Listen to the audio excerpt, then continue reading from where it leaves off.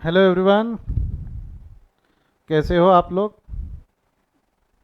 I hope सब बढ़िया और मज़े में होंगे। क्या लास्ट क्लास में we are completed with our topic जिसका नाम क्या था। हमने प्रॉब्लम सॉल्व किया था, journal journal one, problem number 2 3 सॉल्व किए थे हमने लास्ट क्लास में। Yes yes. आज हम एक नया टॉपिक शुरू करेंगे, बट नया टॉपिक शुरू करने से पहले कुछ बातें। चलो, टॉपिक का नाम क्या है? Subsidiary book. Subsidiary book. But topic शुरू करने से पहले ध्यान देना, एक एग्जाम्पल लेते हैं। इस टॉपिक को एक एग्जाम्पल की मदद से समझते हैं।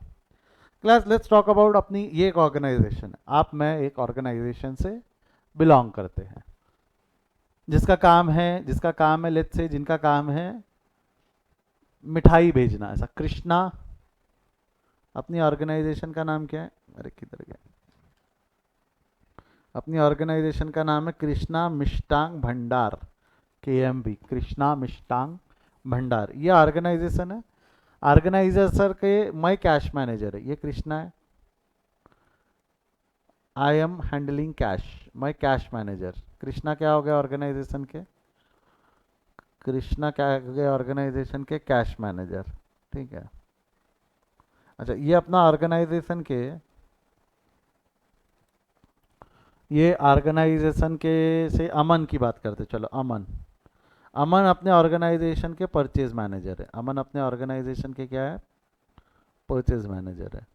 और ये कौन है? अंकिता।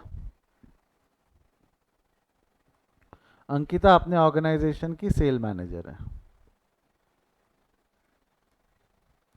ठीक है, ये ऑर्गेनाइजेशन इन 3 स्तंभों पे खड़ा है: परचेज मैनेजर, सेल मैनेजर और cash manager. And we are preparing a single set of books of account. हम एक single set of book of account बना रहे हैं।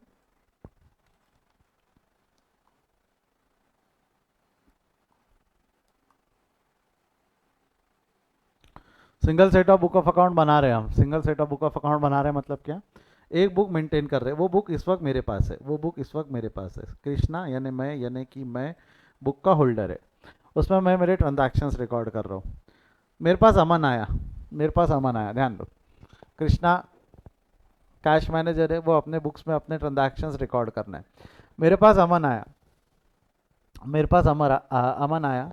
उसने बोला, सर सर मेरे को परचेस के ट्रांजैक्शंस रिकॉर्ड करना है, मेरे को परचेस के ट्रांजैक्शन रिकॉर्ड करना है। ये जर्नल है, ये जर्नल है हमारी, ये जर्नल है। जर्नल में कृष्णा एंट्री पास करेगा। अच्छा, मेरे एक सवाल का जवाब दो। जर्नल में एंट्रीज डेट वाइज होती है, मैं ऐसा बोलूँ चलेगा? जर्नल में वे रिकॉर्ड ट्रांजैक्शन डेट वाइज, और एक single set of book of account होती है।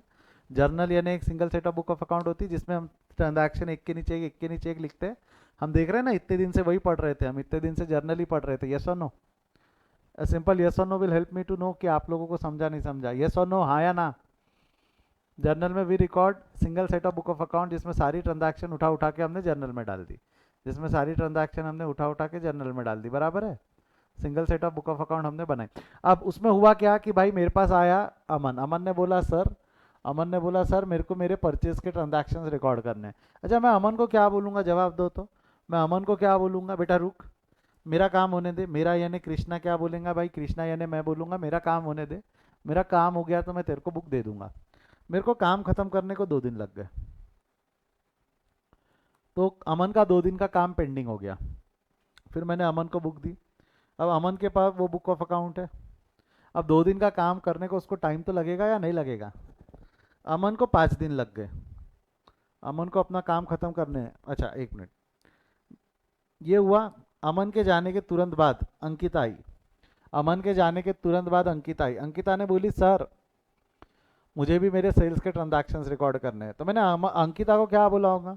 मैंने अंकिता को क्या बोला होगा? पहले मेरा काम हो जाने दो, फिर अमन का काम हो जाने दो, फिर आपको मैं बुक देता हूँ।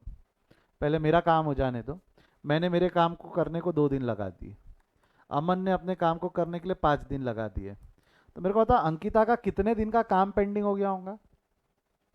मेरे को 2 दिन लग गए, अमन को 5 दिन लग गए। अंकिता का कितने दिन का काम पेंडिंग हो गया होगा? जवाब दो। 7 दिन का काम पेंडिंग रह गया होगा। अंकिता का कितने दिन का काम पेंडिंग रह गया होगा? 7 डेज। 7 दिन का काम अंकिता अंकिता का पेंडिंग रह गया होगा।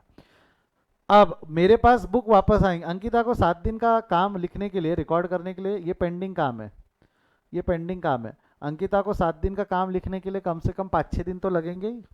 अगर उसने और 5 दिन लगा दिए, मान लो 5 डेज और लगा दिए, तो बुक वापस मेरे पास 10 दिन बाद आएंगी।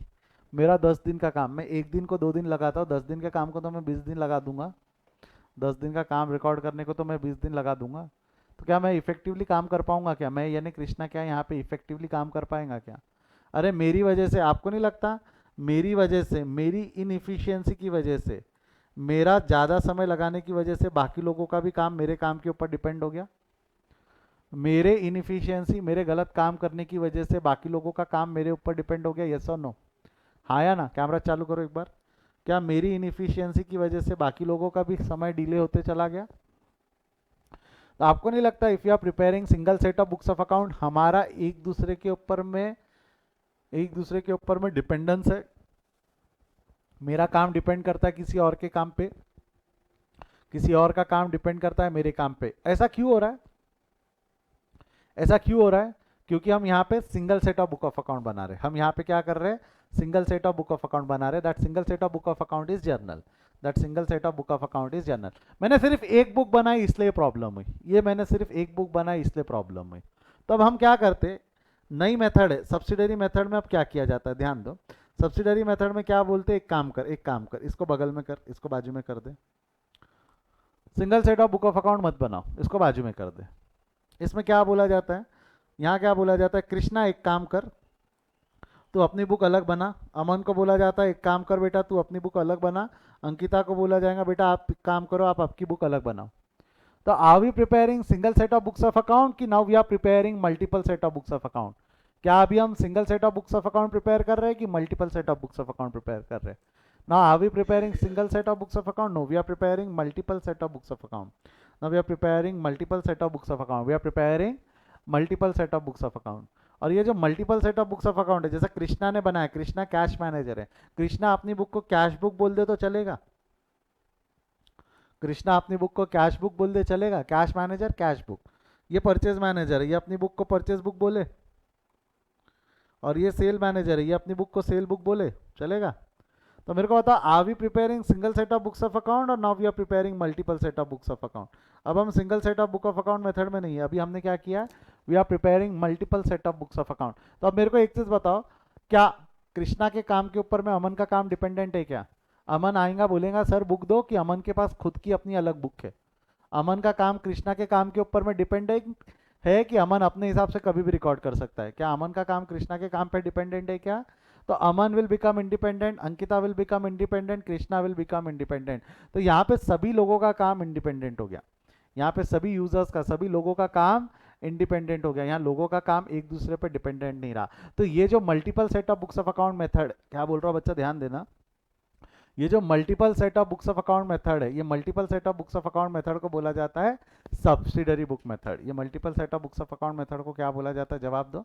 Multiple set of books of account method को क्या बोला जाता है, सब्सिडरी मेथड। तो यहाँ पे मैंने single set of books of account बनाई कि multiple set of books of account बनाई, जवाब दो।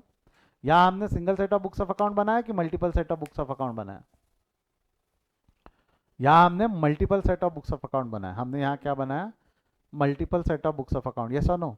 We are not preparing a single set of books of account, we are preparing multiple set of books of account, and this multiple set of books of accounts are called as subsidiary method, जहाँ पे हम एक से ज़्यादा books of account बनाएंगे, जहाँ हम क्या करेंगे, एक से ज़्यादा बुक्स ऑफ अकाउंट बनाएंगे। क्लियर है क्या यहाँ तक? हाँ या ना? तो हमने सब्सिडरी मेथड क्यों लाई, मेरे को एक चीज़ बताओ, हमने सब्सिडरी मेथड को क्यों इंट्रोड्यूस किया?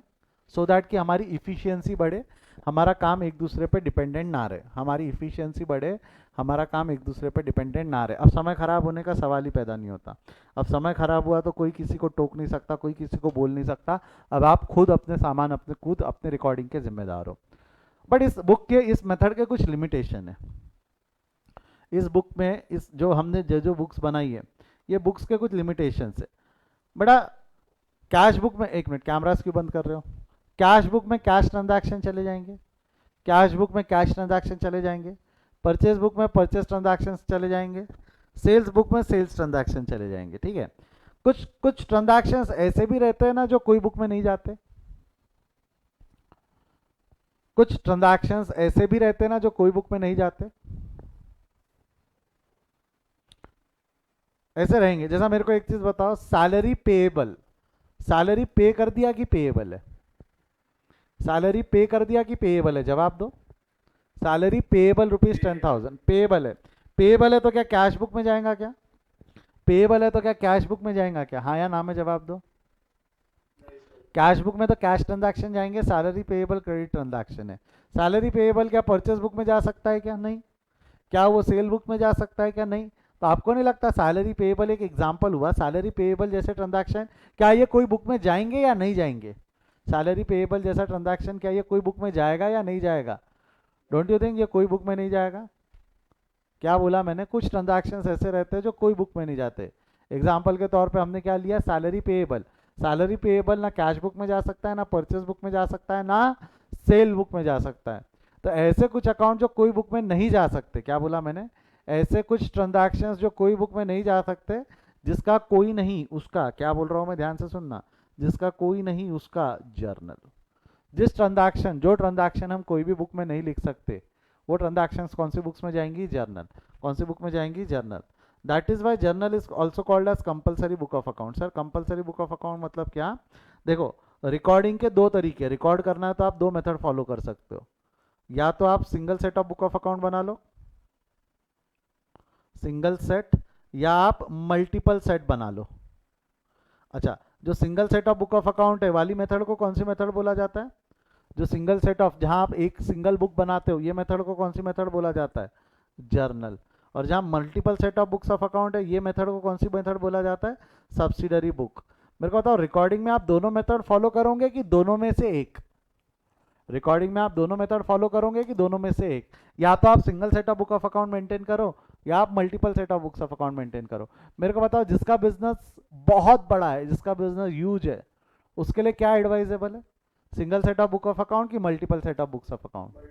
Multiple set of books of account. और जिसका बिजनेस थोड़ा छोटा है, कम है, एक ही जन है, चालक मालक और वर्कर सभी है, जैसा पनवाड़ी जो पान की दुकान वाला है, राशन वाला है, जो छोटी राशन ग्रोसरी की शॉप है, क्या लगता है, are they advisable to prepare multiple set of books of account कि single set of book of account में काम हो सकता है?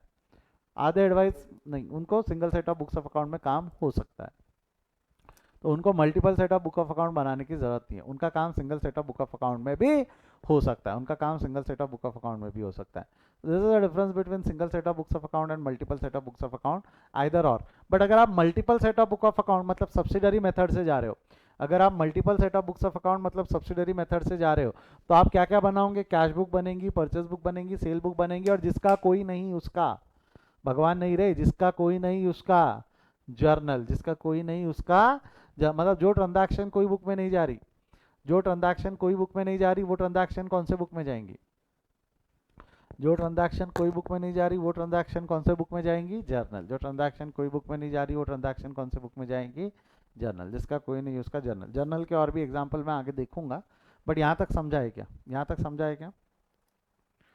हाँ या ना? बनती कैसे वो मैं बताता हूँ, बनाना क्यों है ये समझा क्या? बनाना क्यों है ये समझा क्या? कैसे बनेंगी ये मैं बताऊंगा। नाउ नाउ नाउ नाउ अब बनती, हाँ जी बोल, बोलना। लॉस ऑफ प्रॉफिट पे बात करेंगे ना, करेंगे ना, लॉस ऑफ प्रॉफिट और लॉस ऑफ उस पर बात करेंगे ना।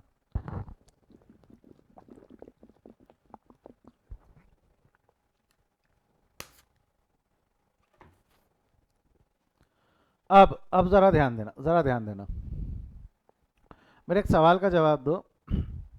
Who will be a who will be a good purchase manager? कोई भी ऑर्गेनाइजेशन, जैसा अगर मेरा आयरन एंड स्टील का काम है, आयरन एंड स्टील मैन्युफैक्चर करके मैं बेचता हूँ, क्या लगता है who will be a good purchase manager? A chartered accountant और अ इंजीनियर?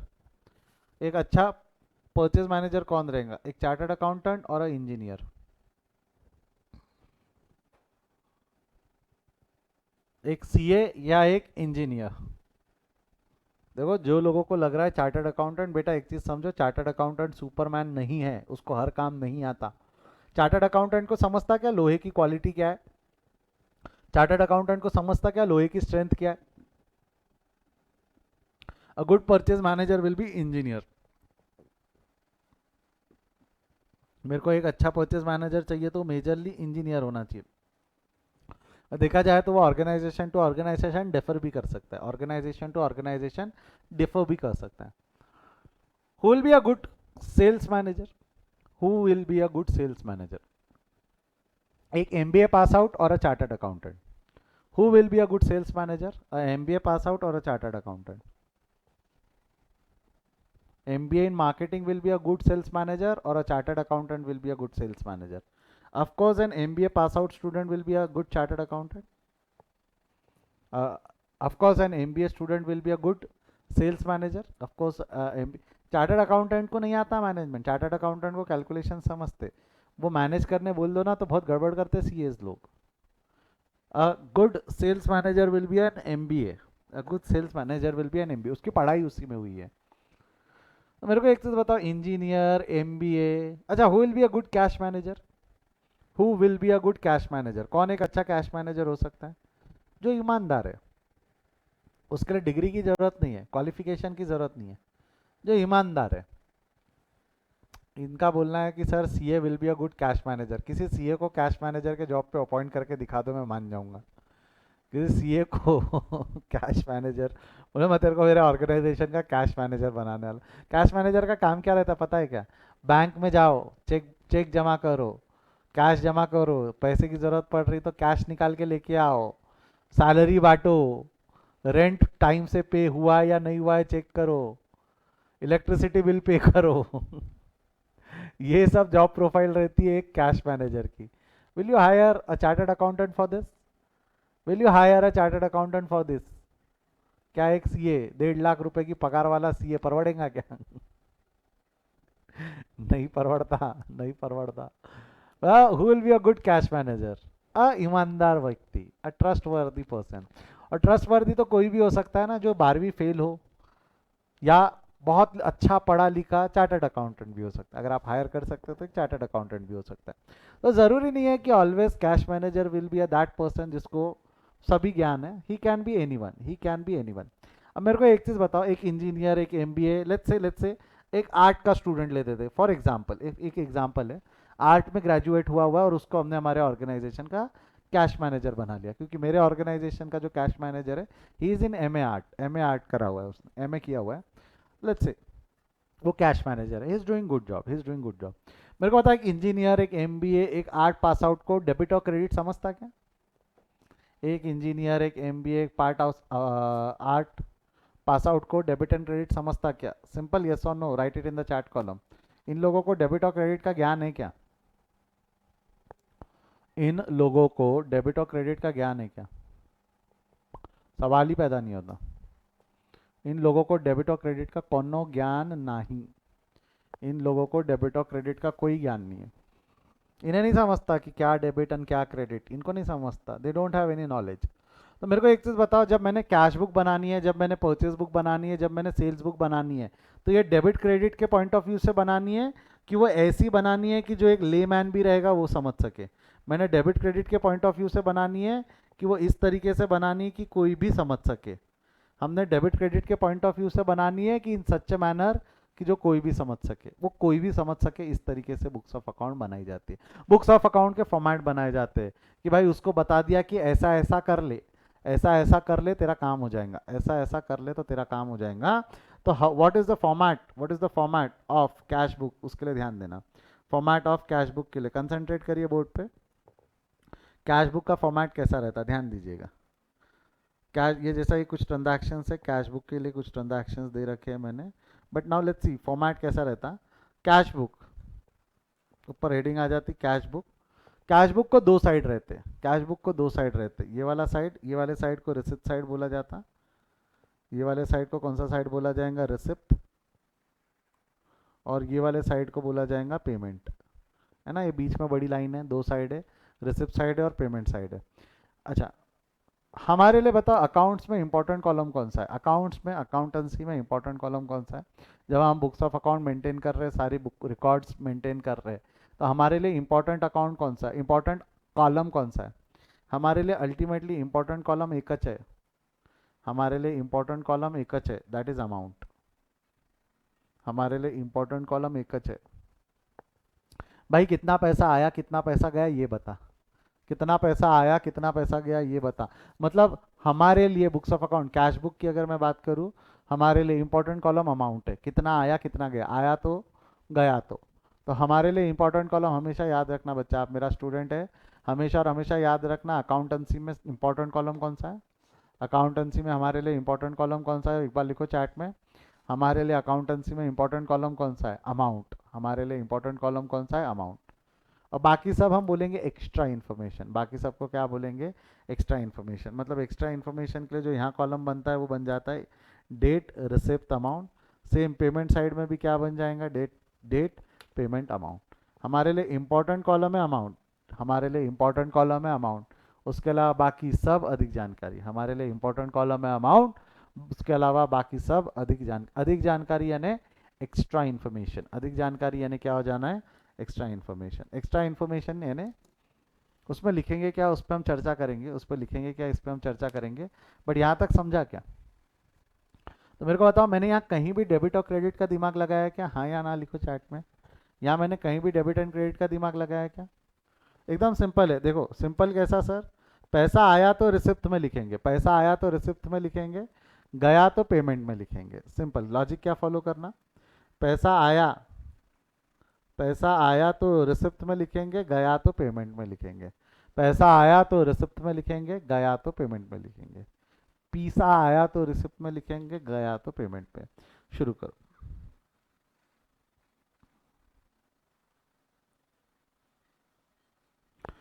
अब एक क्वेश्चन है आप लोगों के सामने दिया हुआ है, with the help of following information, क्या लिखा हुआ है, with the help of following information you are required to prepare income and expenditure, नहीं, you are required to prepare cash book, you are required to prepare, you are required to prepare cash book single column. Sir ये single column का मतलब क्या है, ये यहाँ पे ऐसा सिंगल कॉलम लिखना है, ये सिंगल कॉलम का मतलब क्या है ये मैं बाद में अभी समझा दूंगा, नेक्स्ट प्रॉब्लम जब समझाऊंगा तब। बट रिसिप्ट एंड पेमेंट कैसा बनेगा, लॉजिक याद रखना, यहाँ डेबिट क्रेडिट का दिमाग नहीं है। पैसा आया तो रिसिप्ट में लिखेंगे, गया तो पेमेंट में लिखेंगे। हम एंट्री पास कर रहे हैं एज इफ कि वी आर बिजनेस, हम बिजनेस के बुक्स में एंट्री पास कर रहे हैं, हम यानी धंधा धंधे के बुक्स में एंट्री पास कर रहे हैं। पहला ट्रांजैक्शन पढ़ो क्या लिखा हुआ है, cash rupees 5 lakh is introduced as capital, cash rupees 5 lakh is introduced as capital. 5 lakh रुपए का कैश कैपिटल के माध्यम से इंट्रोड्यूस किया गया। मेरे को बताओ धंधे में कैश 5 लाख का इंट्रोड्यूस किया गया है, तो धंधे में पैसे आए या गए, जवाब दो फटाफट। धंधे में यानी बिजनेस में पैसे आए या गए, बिजनेस में पैसे आए या गए, लिखो चैट में। 5 लाख का कैपिटल इंट्रोड्यूस्ड किया गया है, तो बिजनेस में पैसा आया या गया, बिजनेस में पैसा आया या गया, लिखो चैट में। पैसे आए, पैसे आए तो कहाँ इज्जत दूँ, फर्स्ट लाइन सेकेंड लाइन, आए तो कहाँ इज्जत दूँ, रिसिप्ट साइड पेमेंट साइड। आए, आए तो रिसिप्ट में, गए तो पेमेंट में, क्या बोला, आए तो रिसिप्ट में, गए तो पेमेंट में, आए तो कहाँ इज्जत दूँ, आए तो हम लिख देंगे रिसिप्ट, रिसिप्ट साइड में क्या लिख देंगे 5 लाख, रिसिप्ट साइड में क्या लिख देंगे 5 लाख, ठीक है, यहाँ लिख देंगे हम 5 लाख, ठीक है, रिसिप्ट साइड में कितना लिख देंगे 5 लाख। हो गया, पैसा आया 5 लाख आया, पैसा आया, आया तो रिसिप्ट में, गया तो पेमेंट में। ये तो किसी को भी समझता ना कि भाई इन इधर आउट उधर, पैसा आया तो रिसिप्ट में, गया तो पेमेंट में। अच्छा अधिक जानकारी के लिए क्या लिखेंगे, रिसिप्ट कॉलम में, डेट कॉलम में तो डेट आ जाएंगी, डेट कॉलम में तो डेट आ जाएंगी। लेट्स से कि ये जो ट्रांजैक्शन नंबर है वो डेट है, तो मैंने ट्रांजैक्शन नंबर को डेट मान लिया, ये 1 हो गया। ट्रांजैक्शन नंबर को डेट मान लिया तो वो 1 हो गया। अधिक जानकारी के लिए यहाँ ये लिख देना कि पैसा दिया किसने, दिया किसने, ओनर। बट हम हमारी बुक्स में ओनर का नाम नहीं लिखते, तो उसकी जगह हम कौन सा अकाउंट लिख देंगे। क्या हम हमारी बुक्स में खुद का नाम लिख सकते हैं क्या, क्या हम हमारी बुक्स में खुद का नाम लिख सकते हैं क्या, अ सिंपल यस और नो विल डू। क्या हम हमारी बुक्स में खुद का नाम लिख सकते हैं, हाँ या ना। हम हमारी बुक्स में हमारा नाम नहीं लिख सकते, तो हम हमारे नाम की जगह क्या लिख देंगे, कैपिटल। हम हमारे नाम की जगह क्या लिख देंगे, कैपिटल। 5 लाख रुपए का कैपिटल आ गया, 5 लाख रुपए का कैपिटल आ गया। क्लियर है यहाँ तक, हाँ या ना।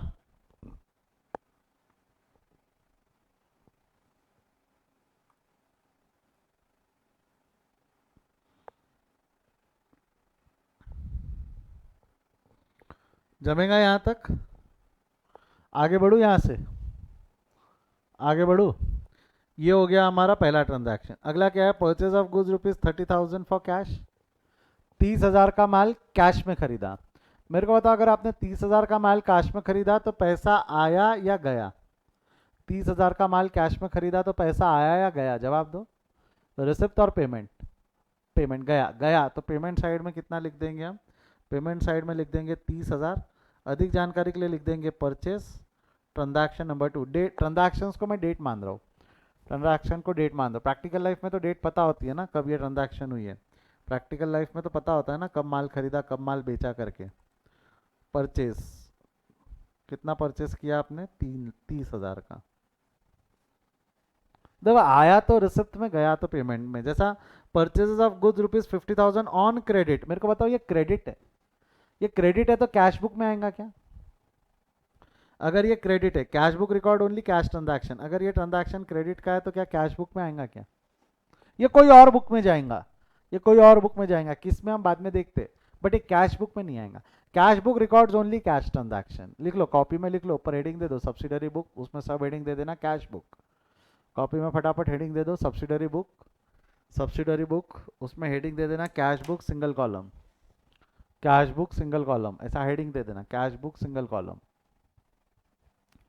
उसमें लिख लो cash book records only cash transaction, cash book records only cash transaction,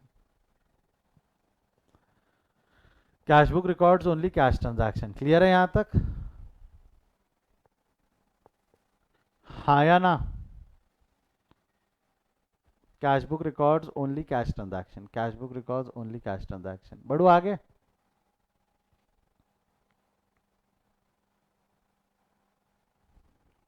cash book records only cash transaction, done.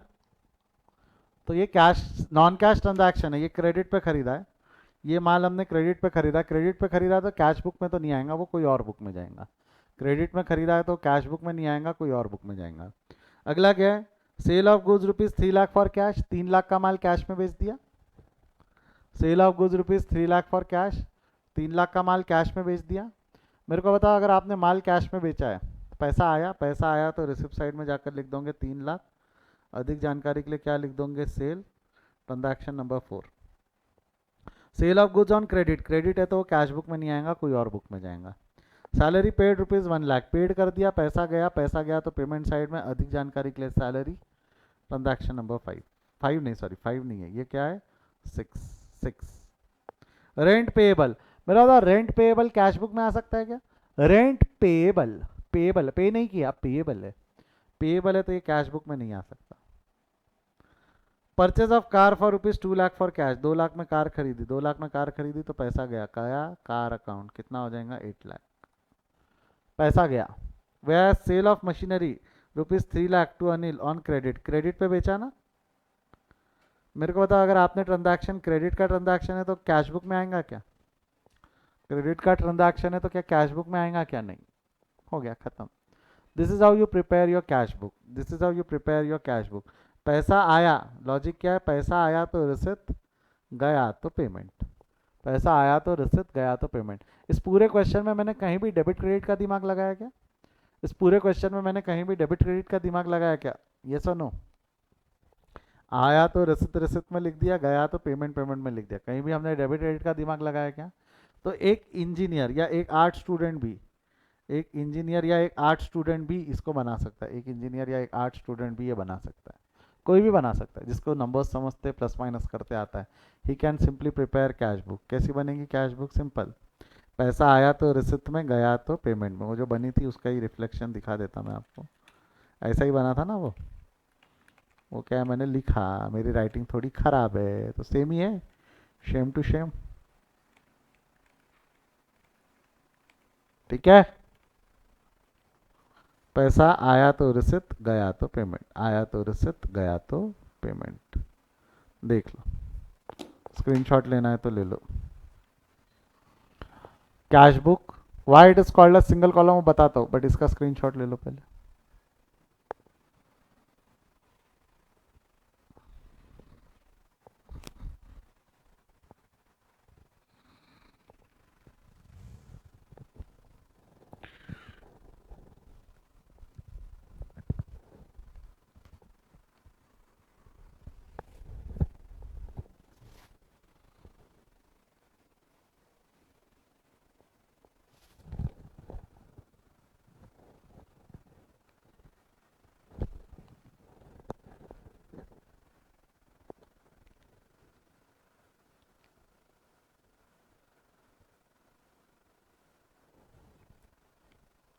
Done.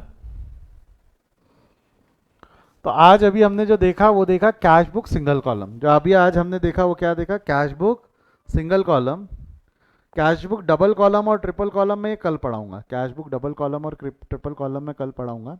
आई होप आपको समझा है कि why we are preparing subsidiary books of account, so that कि हमारी एक दूसरे के ऊपर में डिपेंडेंसी ना रहे, हम इंडिपेंडेंटली काम कर सके। एक दूसरे पे डिपेंडेंसी ना रहे और हम इंडिपेंडेंटली काम कर सके। तो we will stop for the day, आज यहीं रुकते हैं हम। इसके आगे हम कल कंटिन्यू करेंगे। कोई डाउट है तो एक बार चैट में डाउट लिख दो, अदरवाइज नो डाउट लिख दो ताकि we can stop. Any doubt? Any doubt?